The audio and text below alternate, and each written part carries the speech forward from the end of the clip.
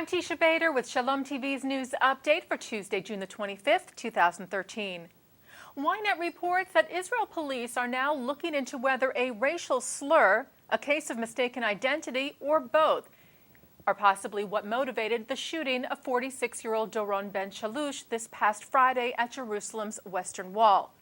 And Jerusalem Magistrates Court today revealed the identity of the shooter as Hadi Kablan, a 25-year-old Druze security guard from Beit Jan. The Druze are Arabic-speaking citizens of Israel who serve in the IDF. It was revealed during Kablan's testimony today that he and Ben Shalush had some verbal altercations before the shooting, where Ben Shalush insulted Kablan's Druze origin.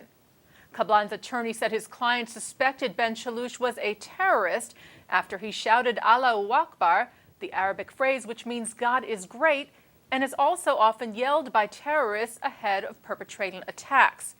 He also said that the two had a general argument with all kinds of curses, saying that Ben Shalush was an eccentric who was cursing in Hebrew and Arabic against Muslims, Jews, and Druze. Kablan had told police after the shooting that he indeed thought Ben Shalush was a terrorist, and that Ben Shalush had also reached into his pocket while shouting the Arabic phrase, at which point Kablan felt that his life was in danger and opened fire. Ben Shalush died at the scene. Kablan's remand was extended today by the court so as not to disrupt investigation procedures, but the court also noted that Kablan has no criminal record and had completed full military service in the IDF.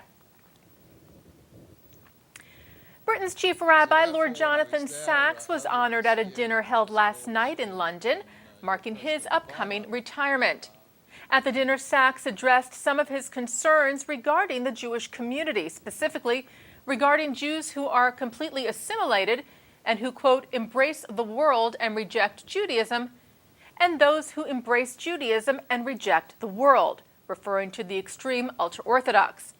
Sacks said that the fact that the moderate center of Judaism is shrinking is extremely dangerous. He said it is an abdication of the role of Jews and Judaism in the world. We are here to engage with the world, to be true to our faith, and a blessing to others regardless of their faith. Prince Charles, who was among the honored guests at the dinner, praised the chief rabbi and thanked him for promoting the principle of tolerance. He said, "I sometimes fear not enough recognition is given to the role of the faith communities in the life of our country in promoting such a critical principle. And I join with you in mounting anxiety at the apparent rise in anti-Semitism, along with other poisonous and debilitating forms of intolerance." And British Prime Minister David Cameron called Sacks a leader and a moral voice, not just for the Jewish people, but for all of Britain. Sacks will conclude his 22-year tenure as Britain's chief rabbi on September the 1st, and while it's not clear what he'll do next, it seems he'll work in some capacity to promote the moderate center of Judaism that he feels is at risk.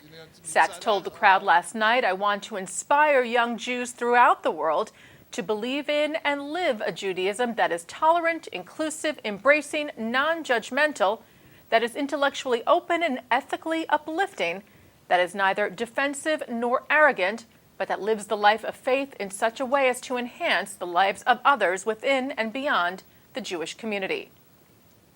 Haaretz reports that a woman in Belgium was severely beaten after her Israeli spouse hung a mezuzah on the doorframe of the couple's home near Antwerp. According to the couple's lawyer, Cindy Mule was attacked last month after weeks of anti-Semitic verbal harassment from several neighbors, which started after Mule's life partner, Israeli professional tennis player Ruth Sverdlov, hung a mezuzah on their doorframe. Several weeks later, neighbors barged into the couple's home when Mule was alone, telling her they had, quote, come to finish what the Nazis started, and beat her, putting her in the hospital for 15 days.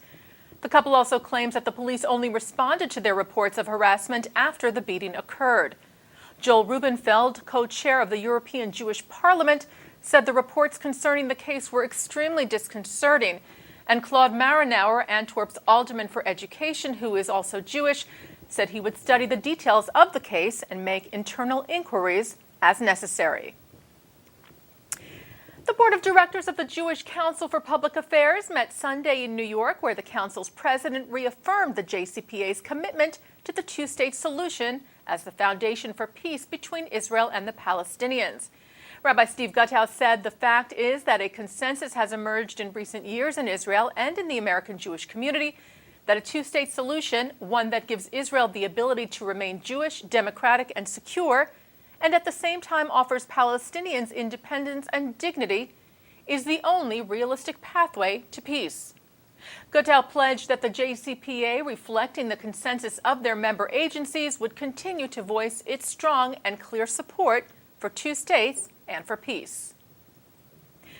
And finally today, Jewish television writer and producer Gary David Goldberg died this weekend at the age of 68.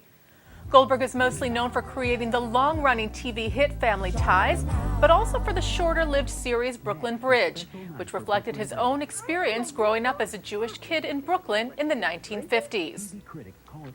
Goldberg also wrote, directed, and produced various other TV and film projects during his nearly 40-year career and won 2 Emmy Awards, 2 Golden Globes, and a Peabody Award. Goldberg died Saturday of brain cancer. He is survived by his wife, 2 daughters, and 3 grandchildren. And that's Shalom TV's news update for Tuesday, June the 25th, 2013. I'm Teisha Bader.